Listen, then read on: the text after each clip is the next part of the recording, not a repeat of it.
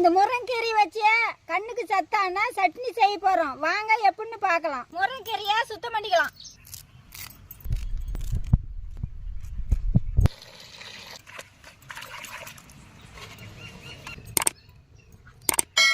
கடலெண்ணெய், வெங்காயம்